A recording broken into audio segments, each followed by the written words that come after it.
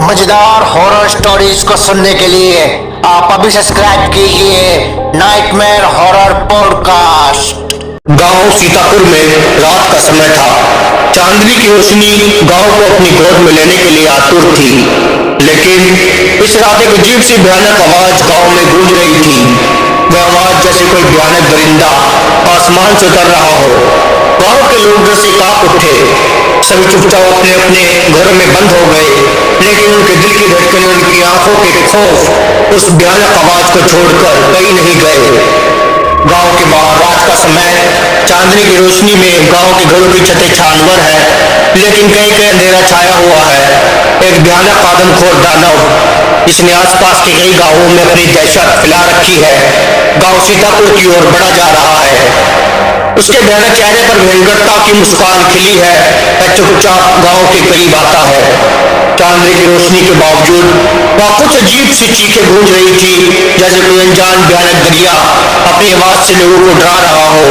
गांव के लोग डर से चेत होने के करीब थे। उनके दिल धड़कने लगे और किसी की आंखें डर से फड़क रही थी। आदमखोर दानव धीरे धीरे सीतापुर गांव के घर के पास पहुंचता है, जहां एक मासूम बच्चा अपने घर में खेल रहा है। अनजाने में उसका खेल वही बन जाता है जो आदमखोर के लिए एक शिकार होना चाहिए। आदमखोर दानव की आंखों में भूख की आंख साफ साफ चमक रही थी। वह चुपचाप आगे बढ़ता है तो एक हत्यारे की तरह, परंतु बच्चा अपनी नाइटिंगेल में खोया हुआ दानव के करीब पहुंच जाता है। खूंखार आदमखोर दरिंदा चुपचाप बच्चे की ओर बढ़ता हुआ आदमखोर दानव अपनी भूख को शांत करने के लिए मासूम की ओर बढ़ता जा रहा है। वह अपने बड़े बड़े कानों से मासूम बच्चे के दिल की धड़कनों को सुनता है। वह डरावनी आवाज किसी अनजाने दरिया की तरह बढ़ती चली आ रही है और गांव के लोग अपने आप को सुरक्षित महसूस नहीं कर रहे थे। तभी बहादुर युवक विजय ने अपनी बहादुरी दिखाते हुए गांव के लोगों की हिम्मत बढ़ाई और वह आदमखोर की ओर बढ़ा। उसने अपनी दृढ़ता और हिम्मत के साथ आगे बढ़ते हुए वह अजीब आवाज की ओर बढ़ता रहा। वहीं दूसरी ओर आदमखोर दानव बच्चे का शिकार करने के लिए धीरे धीरे अपने हथियार उठाता है तो अपनी भूख के लिए चिल्लाते हुए उसकी ओर डाबा बोलता है।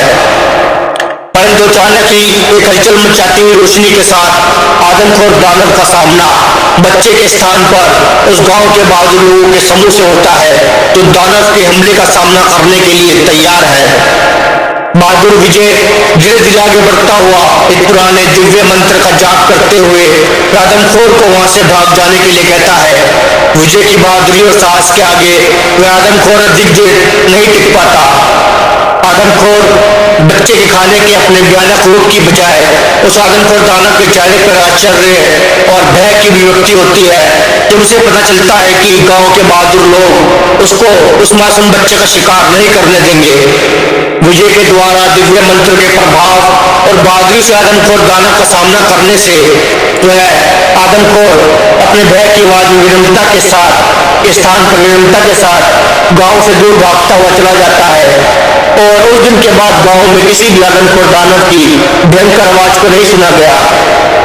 आदमखोर दानव के वहां से भाग जाने के बाद जब गांव के लोग एक दूसरे के साथ आपस में गले मिलते हैं और बहादुर युवक विजय की बहादुरी की सराहना करते हैं, जिससे उन्हें आदमखोर दानव का सामना करने के लिए हिम्मत दी थी और आदमखोर की भयंकरता से मुक्ति दिलाई।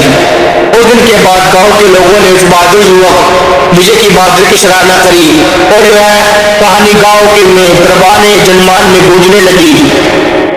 उस बहादुर युवक विजय की बहादुरी का किस्सा जल्दी पूरा गांव और जिले में फैल जाता है और लोगों के बीच उसकी महिमा सदियों तक गाई जाती है। यह कहानी गांव के लोगों के बीच फैलती जाती है और वे दूसरे के साथ साझा किए गए अनुभवों का आनंद लेते हैं, जो उन्हें साथ साथ बढ़ने की ताकत प्रदान करती है।